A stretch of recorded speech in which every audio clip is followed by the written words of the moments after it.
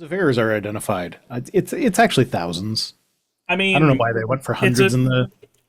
it's a Bible infused curriculum. It's already not really like caring too much about the truth. So you're gonna find some errors. Well, I mean, to be fair, it might not be thousands in the sense that it's over 2,000 because there were 4,000 individual errors that were found, but a lot of them are duplicates. Mm-hmm. So it might just be 1,900. But 1,900 is bigger than hundreds, I would say. Yeah, And I would Lord of Ice agree. Black redeemed a highlight my message to also say a noble spirit and Biggin's the smallest man. So we've got two for that. Yay.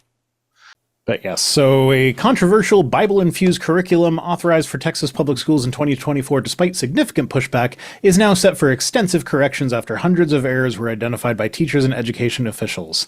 The material has already been introduced into classrooms.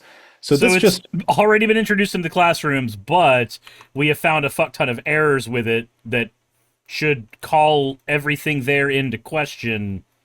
But it's the Bible, so it's not going to call things into question. People are just going to accept it on its face because it's what they do.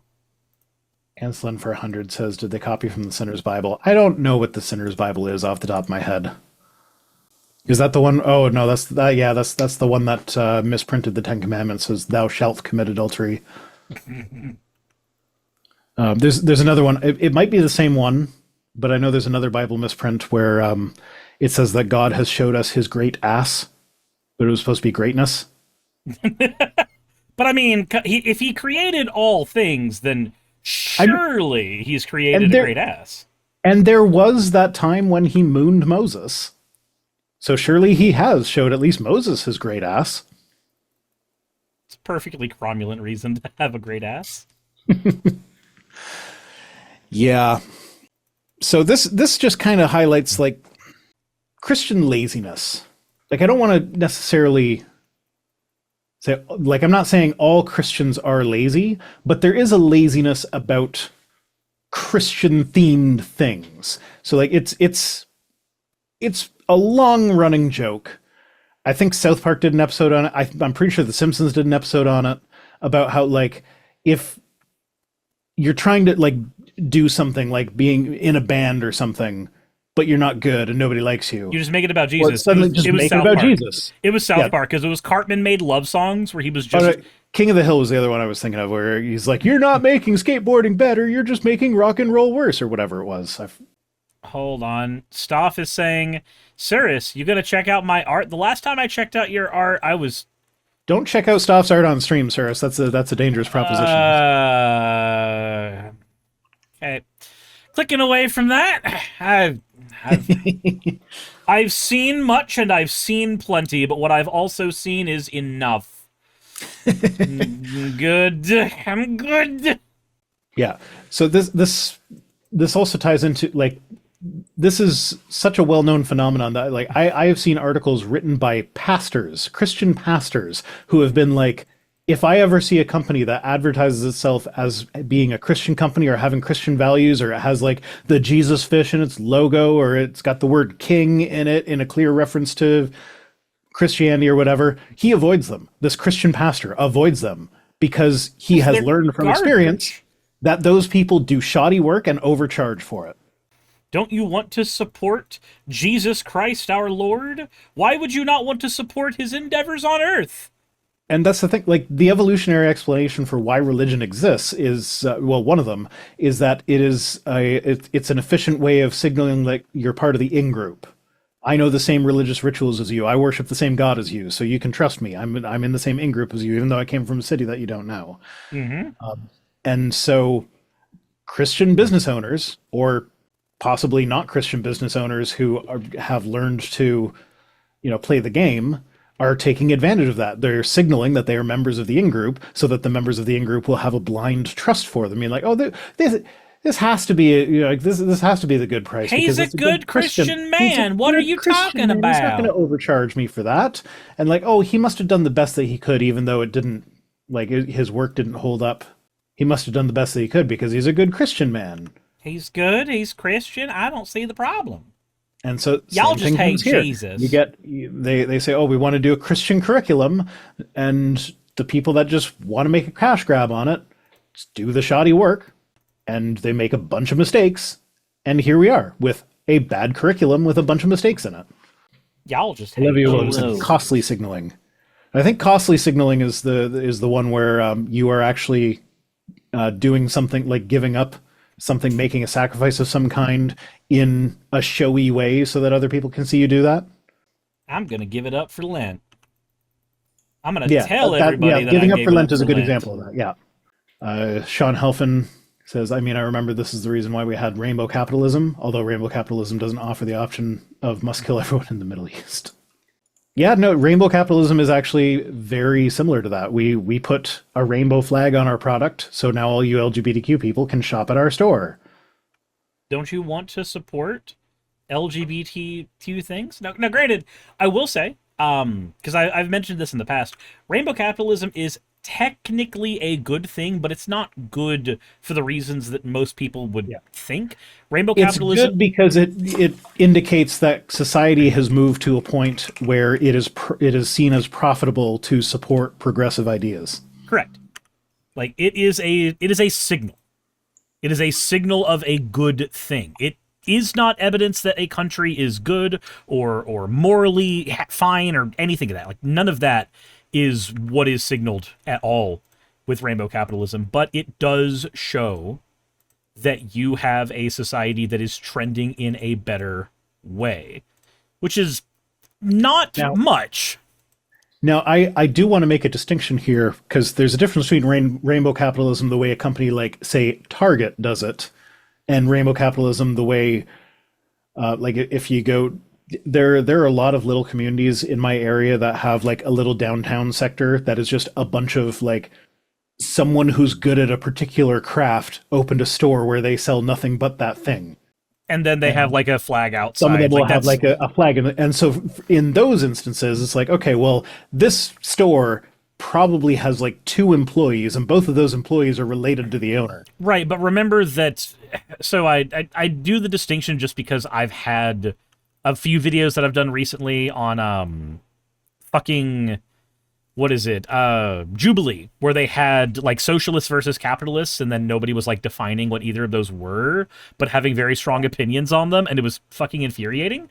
Yeah, well, I mean, when you start defining what things are, then you end up with the Jordan Peterson Christian one.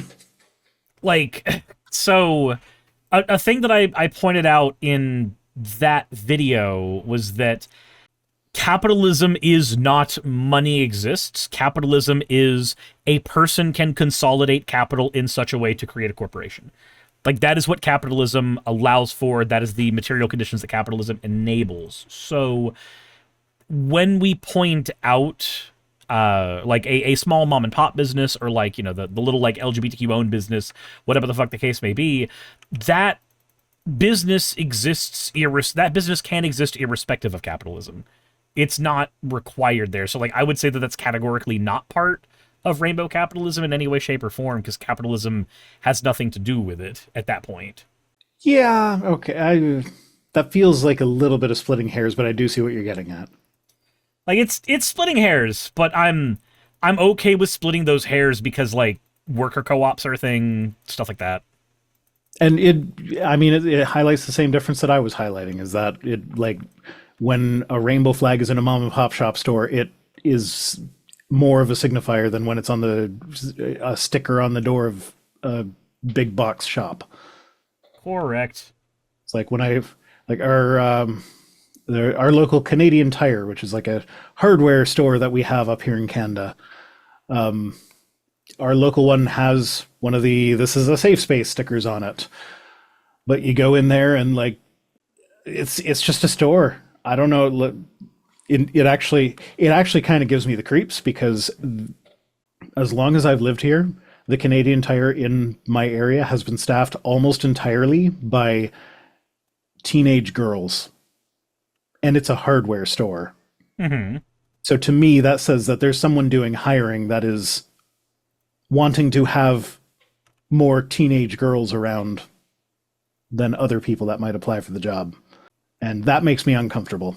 Yeah, that's a That's a red flag. That was like fucking. There was a manager at my McDonald's before they transferred to another one back when I was working at McDonald's. This manager was like known for being weird around the females in the store, specifically the younger ones. Like obviously everybody was an adult, but still like very specifically if somebody was like not low teens, but like high teens, very, very low 20s, these were the people that he would tend to focus on a lot more often. Mm-hmm. And when he got promoted to store manager years later, because like I left the company and then came back after a time, because I lost one of my jobs and I needed employment, so I went with an old employer that I still had a good rapport with. When I went there and he had been promoted to store manager, I noticed that the store that he was manager of, when I went there to do some training before I went training to be a manager, the whole staff were women, all of them, and that's not a bad thing in isolation, but like, yeah, no, it definitely felt a little weird. Yep. Yeah, like I am not anti-teenage girl working at a hardware store, but when that's like, I know, like, just statistically, that is not the demographic that is most likely to apply for jobs at a hardware store. Right. So when you've made that your entire staff, that means that you have that seems like that is an intentional filter. That is not just an accident, and it's been like that for years. Like this is not I went in once and thought that was weird. This is like every time. So when I see the rainbow flag sticker on their door, I'm just like, yeah, but whoever's in charge of hiring here is kind of gross, so I don't necessarily believe that flag sticker. They know that if they like the gays, they will get more girls, which like is also a good signal, maybe, I guess. Maybe, like, I've just been assuming it's a guy. Maybe it's a girl who is a lesbian, and that, like, who knows? But yeah, like it could signal it's a red flag. It could signal other perfectly benign things, but there's also enough of a chance that it is signaling something that is not benign. That I'm just going to call it now. The owner of our local Canadian Tire is in the Epstein files. Okay. Hey, you made it to the end. I want to give an extra thanks to the patrons who allow me to do this full time. I want to thank Aaron Rail, Astral, Britzkrieg, Jemshin, Poundini, Red Joker, Victoria, Jonas, Craig, Tarika, Fireshard, Smiling GM, John, Dren Hadamada, Creeper, Sagitta, you know I'm not saying that last part, Sylvie Snow, Valis of Seraph, Ottoman Angel, Rooster Rachel, and Fire Panda, who are all my $20 and up patrons.